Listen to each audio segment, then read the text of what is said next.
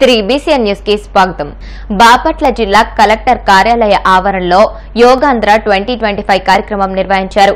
ఈ కార్యక్రమానికి హాజరైన జిల్లా కలెక్టర్ జె వెంకటమురళి, అధికారులు, విద్యార్థులు ఉత్సాహంగా యోగాసనాలు వేశారు. ఈ సందర్భంగా కలెక్టర్ మాట్లాడుతూ జిల్లాలో యోగా మాస్టర్స్ ద్వారా ప్రజలకు యోగాపై అవగాహనతో పాటు శిక్షణ అందిస్తున్నామని, యోగా కార్యక్రమంపై వివిధ దశలలో ప్రజలకు అవగాహన కార్యక్రమాలు కొనసాగుతున్నట్లు తెలియజేశారు. యోగా అనేది ఒక ప్రాచీన ప్రక్రియ అని, మన పూర్వీకులు కనిపెట్టిన యోగా ప్రక్రియ ఇప్పుడు దేశ సరిహద్దులు దాటిందని, యోగా చేయటం వలన మంచి ఆరోగ్యంతో పాటు మనిషి ఆయుష్ పెరుగుతుందని తెలియజేశారు.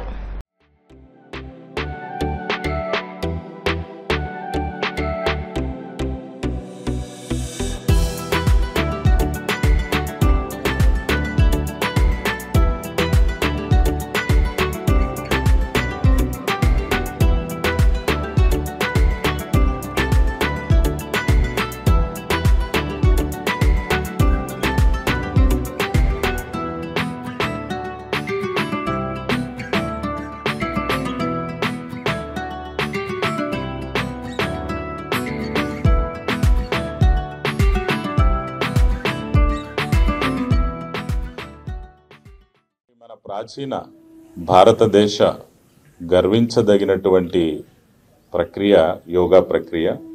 పూర్వీకులు, మహర్షులు వేల సంవత్సరాల క్రితం దీన్ని వాళ్ళు ఏ విధంగా అభివృద్ధి చేసి ఒక పాఠ్యాంశంలాగా, ఒక పరంపరలాగా కొనసాగే విధంగా ప్రపంచానికి అందించారు యోగా అనేటువంటి ఒక ప్రక్రియని. దీన్ని తమ జీవితంలో దైనందిన భాగంగా చేసుకొని జీవితకాలం అంతా కూడా దీన్ని, ఈ ప్రక్రియని అనుసరిస్తూ చేస్తూ వాళ్ళ జీవితాన్ని క్వాలిటీ లైఫ్గా తీర్చిదిద్దుకోవడానికి పనికొచ్చేటువంటి ప్రక్రియ. మన పూర్వీకులు మరి సైన్సు, టెక్నాలజీ ఏమీ లేని రోజుల్లో వేల సంవత్సరాల క్రిందట ఎలా అభివృద్ధి చేశారు అనేది నిజంగా మనందరినీ ఆశ్చర్యచకితులను చేస్తుంది. మనందరం ఆలోచించినప్పుడు మనకి చాలా ఆశ్చర్యం కలుగుతుంది ఎలా చేశారు అని.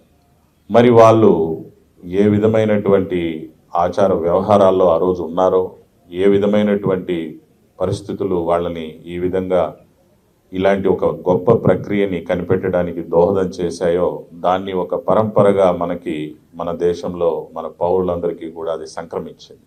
మీరు నేర్చుకుంటే ఇంకా మంచిది. ఒకవేళ అలాంటి ఇంట్రెస్ట్ ఉంది అని అనుకుంటే మన ఎదురుగా అక్కడ ఈటీసీ హాల్ ఉంది, ఇంకొంచెం ఏసీని ఇంప్రూవ్ చేసి రోజు ఉదయాన్నే ఇక్కడ నా పక్కనే ఉన్నటువంటి పెద్దలు, గురువుల్ని, అలాంటి వాళ్ళని మనం పిలుచుకొని ఒక టైం లాగా పెట్టుకొని మాకు ఉంది, ఆసక్తి ఉంది అంటే దాన్ని స్పాన్సర్ చేయడానికి నేను రెడీగానే ఉన్నాను.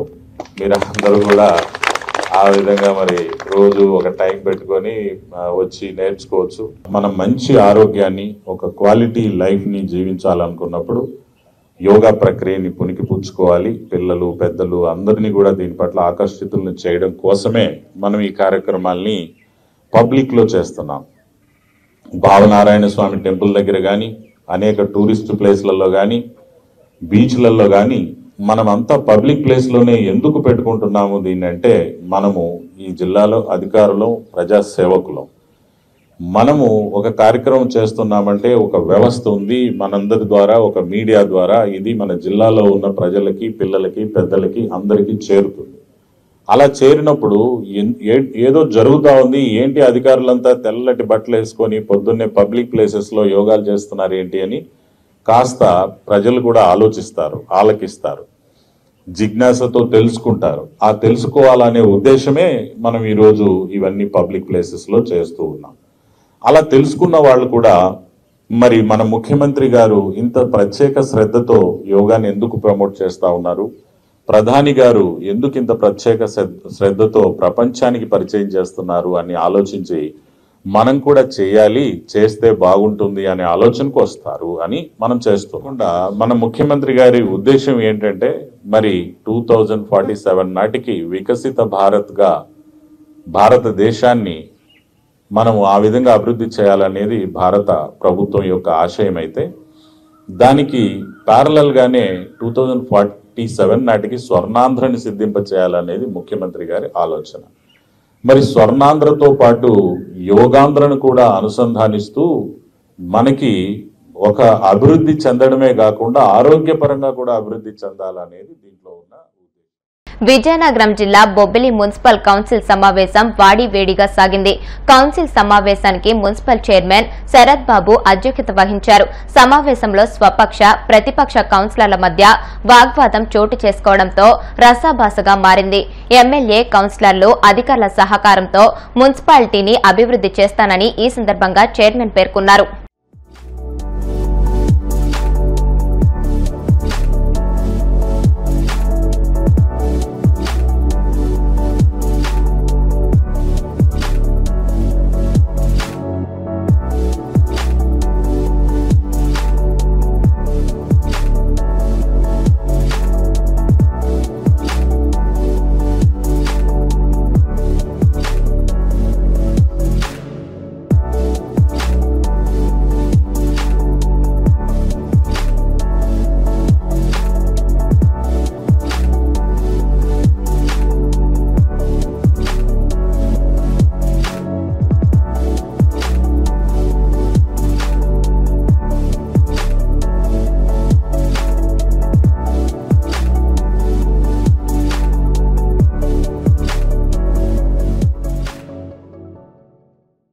శ్రీ సత్యసాయి జిల్లా మడకశిర నియోజకవర్గం రోళ్ల మండలం మల్లిన మడుగు గ్రామంలో గుంతలమయమైన రోడ్లలో మహిళలు వరి నాట్లు వేస్తూ నిరసన తెలియజేశారు. రహదారులు గుంతలమయం కావడంతో తీవ్ర అవస్థలు పడుతున్నట్లు స్థానికులు చెబుతున్నారు. ప్రభుత్వం కనీసం ఇప్పటికైనా స్పందించి రోడ్డు వేయాలని కోరుతున్నారు.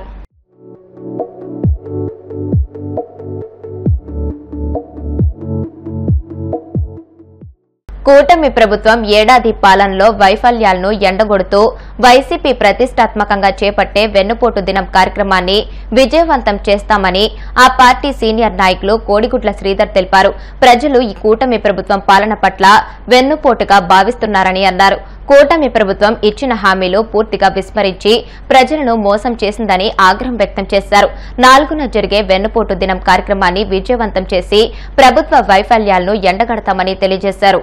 జగన్మోహన్ రెడ్డి గారు పిలుపు మేరకు ప్రజలు కూడా వెన్నుపోటు దినంగా మాకంటే ముందు వాళ్ళే ప్రజలు కూడా వెన్నుపోటు దినం కింద ఈ రోజు చూస్తున్నారు. ఎందుకంటే ఏదైతే కూటమి ప్రభుత్వం హామీలు ఇచ్చారో అందులో ఒకటి కూడా చేయలేదు. కానీ మహానాడులో మేము అది చేసాం, ఇది చేసాం, అది చేసాం అని చెప్పారు. కానీ ఒకటి కూడా చేయలేదు. ఆయన వచ్చిన కాడి నుంచి కరెంటు ఛార్జీలు పెరిగాయి, ఉచిత బస్సులు లేవు, సిలిండర్స్ లేవు, స్టడీస్ కి ఇస్తానన్న అమౌంట్ ఫీజు ఇది కూడా ఇవ్వకుండా ప్రతిదీ కూడా వాళ్ళు ఇచ్చిన ప్రామిసుల్లో 40-50 ప్రామిసులు ఇచ్చారు. కనీసం అందులో ఒకటి కూడా ఈ రోజు వరకు చేయలేదు. ప్రజల్ని వాళ్ళు ఓన్లీ ఒకటే కాదు, అధికారం కావాలి, ఏదో విధంగా రావాలి. అటు సెంటర్ లో మోడీ దన్ను చూసుకొని ఈ రోజు వాళ్ళు వచ్చారు తప్ప ఒరిజినల్ గా ప్రజలు ఎవరు కూడా ఓటు వేయలేదు వాళ్ళకి. కాబట్టి 4వ తారీఖుని భారీగా మేము ప్రజలందరూ స్వయంగా వాళ్ళు ఆల్రెడీ చెప్తున్నారు, సార్ 4వ తారీఖు మేము అందరం వస్తాం, మేము అడుగుతాం, వాళ్ళు వచ్చి మమ్మల్ని అడగమని క్వశ్చన్ చేయమనండి, మేము గ్యారంటీగా మేము అడుగుతాం. వాళ్ళు వస్తే అడుగుదామని చూస్తున్నాం, మా వార్డుకు వచ్చా మేము అడుగుదామని చూస్తున్నాం. అడిగిన వాళ్ళ మీద కేసులు పెడతారని భయం కూడా మాకేం లేదు. పెడితే పెట్టుకోండి అని ఈ రోజు స్వయంగా ప్రజలే పిలుపునిస్తున్నారు. ఆ రోజు మేము జగన్మోహన్ రెడ్డి గారు ఏదైతే వెన్నుపోటు దినంగా ప్రకటించారో అది సక్సెస్ చేస్తాం. ఈ రోజు కూటమి ప్రభుత్వం ఎన్ని అన్యాయాలు జరుగుతున్నాయి.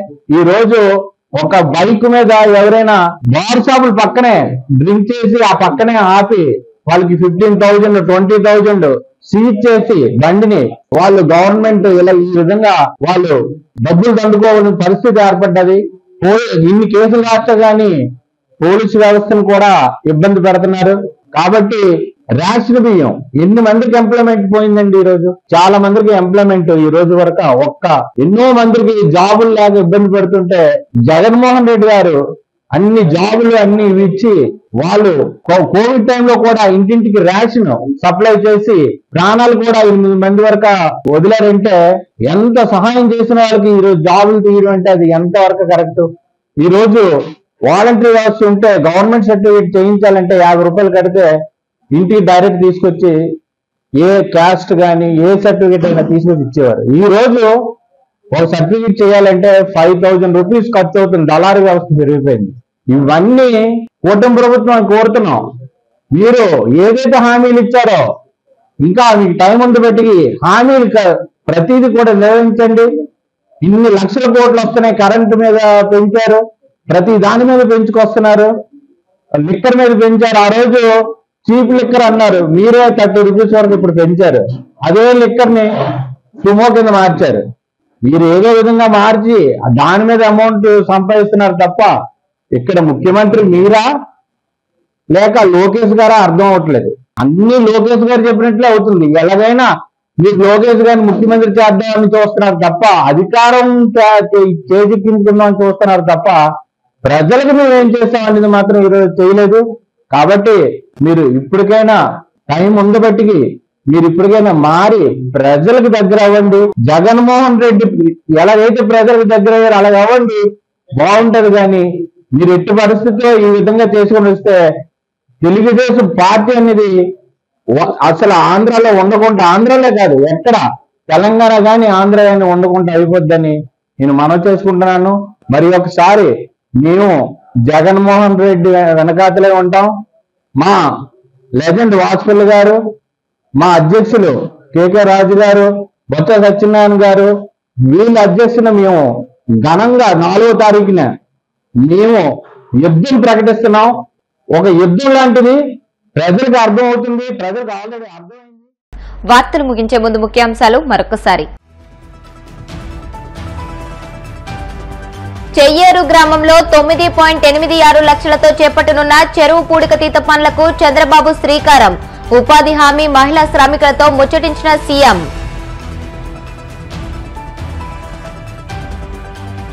మహానాడు ద్వారా రాష్ట్ర ప్రజలకు అధికార పార్టీగా తెలుగుదేశం ఏం చెప్పిందో స్పష్టం చేయాలి. YCP MLC Botsa Satyanarayana demand.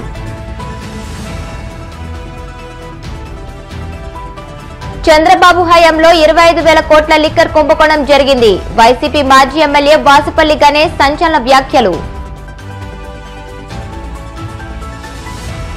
Vadapalli Venkanna ఆలయంలో ప్రత్యేక పూజలు. మంగళ వాయిద్యాల నడుమ శ్రీ స్వామి అమ్మవార్లకు మేల్కొల్పు సేవ, ఐశ్వర్యలక్ష్మి హోమం. ఈ వార్తలు ఇంతటితో సమాప్తం. మరిన్ని వార్తల కోసం BCN digital YouTube channel, Facebook page ని ఫాలో అవ్వండి. అప్డేటెడ్ వార్తల కోసం ప్లీజ్ సబ్స్క్రైబ్.